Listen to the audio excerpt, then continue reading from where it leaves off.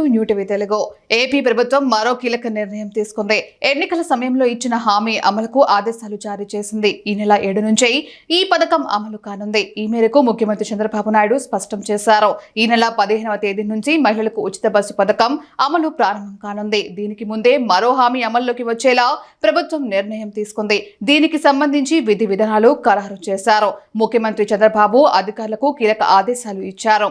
నేతన్నలకు చేయూత ఇచ్చేలా కొత్త నిర్ణయాలు తీసుకున్నారు. అదేవిధంగా హ్యాండ్లూమ్ వస్త్రాలపై జీఎస్టీని సర్కారే భరించేలా సీఎం చంద్రబాబు ఆదేశించారు. మగ్గాలకు 200, పవర్ లూమ్స్ కు 500 యూనిట్ల ఉచిత విద్యుత్ అందించనున్నట్లు ప్రకటించారు.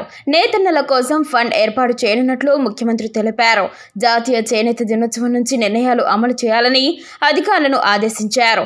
ఈ మేరకు చేపట్టాల్సిన ప్రక్రియను వెంటనే ప్రారంభించాలని సీఎం అధికారులను ఆదేశించారు. చేనేత వస్త్రాలపై జీఎస్టీ విషయంలో ఎన్నికల్లో ఇచ్చిన హామీని నెరవేర్చేలా సమీక్షలు నిర్ణయం వెల్లడించారు.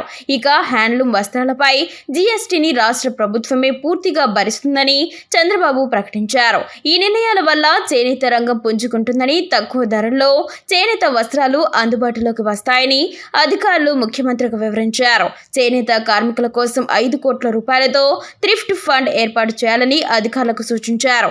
ఈ నెల 7న జాతీయ చేనేత దినోత్సవం నుంచి ఈ నిర్ణయాలను అమలు చేయాలని చంద్రబాబు నిర్దేశించారు. ఏపీకి చెందిన చేనేత ఉత్పత్తులకు లభించిన 10 జాతీయ అవార్డులను అధికారులు సీఎం చంద్రబాబుకు నిర్దేశించారు. పవర్ లూమ్స్ కు 500, హ్యాండ్లూమ్స్ కు 200 యూనిట్ల వరకు ఇవ్వనుంది.